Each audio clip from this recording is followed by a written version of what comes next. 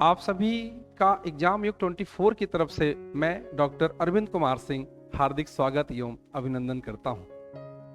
भारत एक त्योहारों का देश है और होली उन त्योहारों में से एक महत्वपूर्ण और प्राचीन त्योहार है। होली का असली इतिहास क्या है?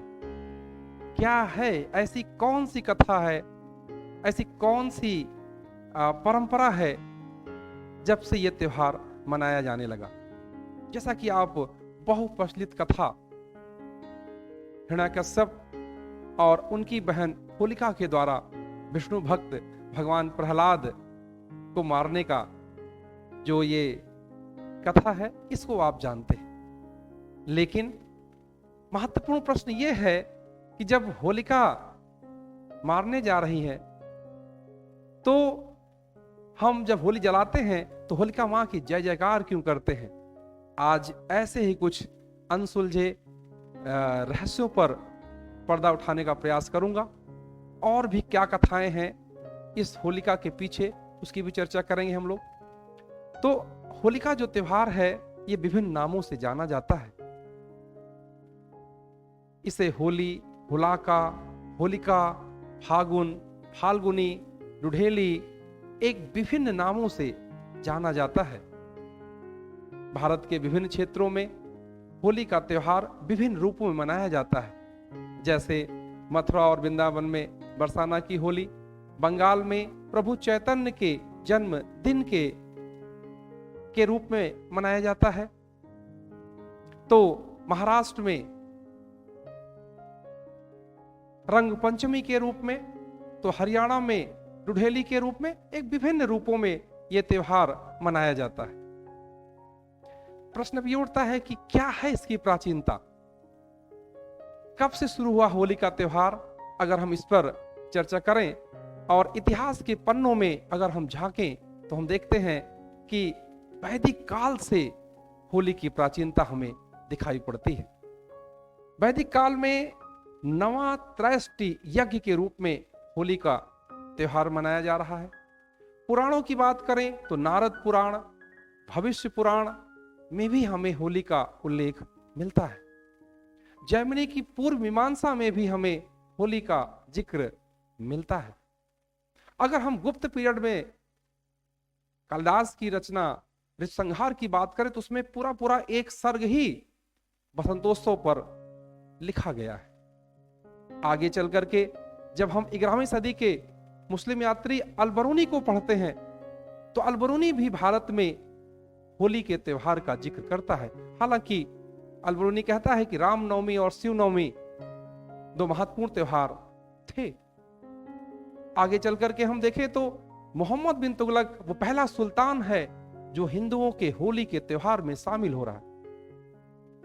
मुगल पीरियड में अगर हम बात करें तो बादशाह अकबर जोधाबाई के साथ, जहांगीर नूरजहां के साथ और शाहजहां के समय तो इस त्योहार को ईद एक गुलाबी के रूप में मनाया जा रहा है। तो इसकी एक प्राचीनता हमें इस रूप में दिखाई पड़ती। अब प्रश्न यह उठता है कि होली का असली इतिहास क्या है?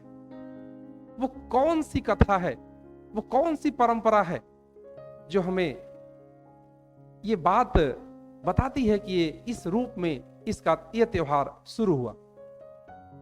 इस संदर्भ में अगर हम विभिन्न स्रोतों का अवलोकन करें, देखें तो हमें 5 कहानियां मिलती हैं। पहली कहानी है राजा पृथु के समय राक्षसी ढूंढी की कहानी।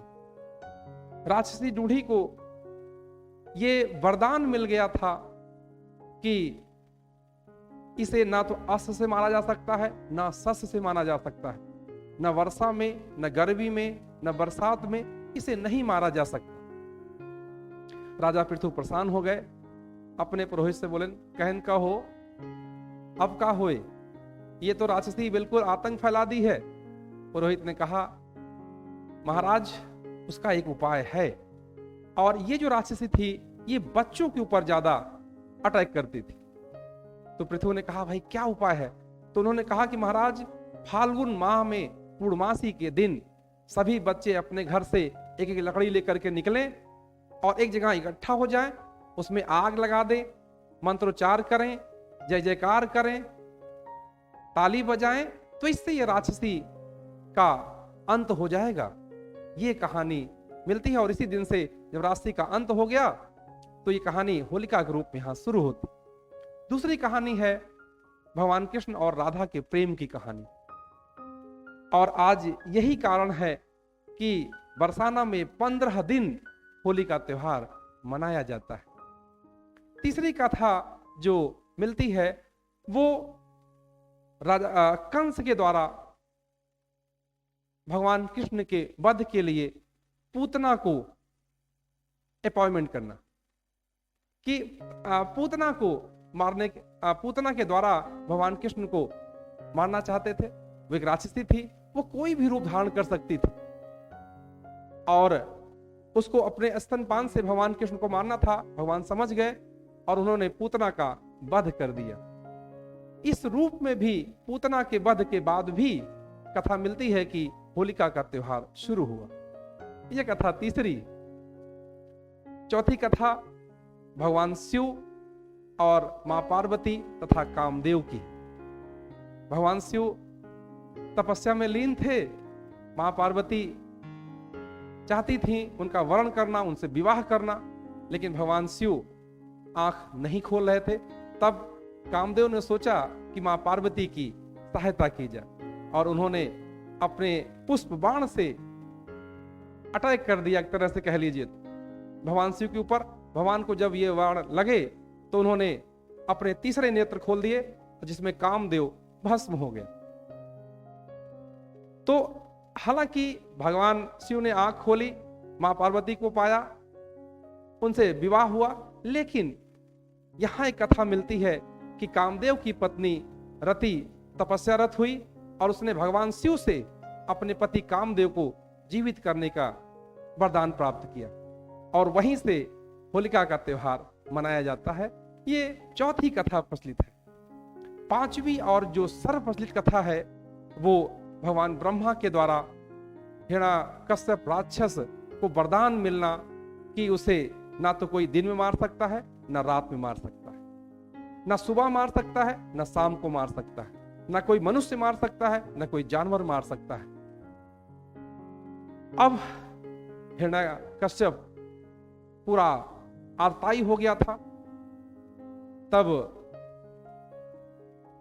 पूरा आतंक जब फैल गया था साम्राज्य में, तो भगवान की लीला जरा देखिए। यहां पे हिरण्यकश्यप का जो पुत्र है प्रहलाद, वो भगवान विष्णु का भक्त था। हिरण्यकश्यप बहुत प्रयास किया कि उसके ही घर में भगवान का नाम ना लिया जाए, नहीं माने प्रहलाद, तो उन्हें कई बार मारने का प्रयास किया गया, नहीं सफल हुए। तब हिरण्यकश्यप ने अपनी बहन होलिका को बुलाया, जिसे यह वरदान प्राप्त था कि तुम्हें अग्नि में कोई नहीं जला सकता। ये कहानी आप जानते हैं और होलिका प्रहलाद को लेकर के बैठ जाती है, लेकिन विष्णु भक्त प्रहलाद बच जाते हैं, होलिका जल जाती है। लेकिन जैसा मैंने कहा पहले ही आपको बताया कि होलिका मां की हम जय जयकार करते हैं, तो कैसे ये क्या था, उसके पीछे एक कहानी और है, और वो कहानी है हिमाचल प्रदेश में। हिमाचल प्रदेश में आज भी जब प्रेम की बात होती है तो वहां होलिका और इलोजी के बीच में जो प्रेम संबंध था उस पे चर्चा होती। आज भी बहुत गर्व से होलिका और इलोजी का नाम लिया जाता है। इलोजी हिरण्यकश्यप के ही पड़ोसी राज्य का राजकुमार था जो होलिका से प्रेम करता था।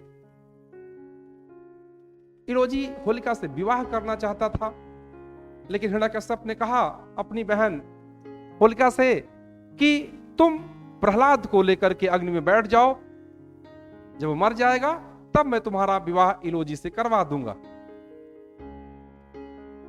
इलोजी होलिका को चाहता था, लेकिन होलिका अपने भतीजे यानी प्रहलाद और इलोजी दोनों को चाहती थी।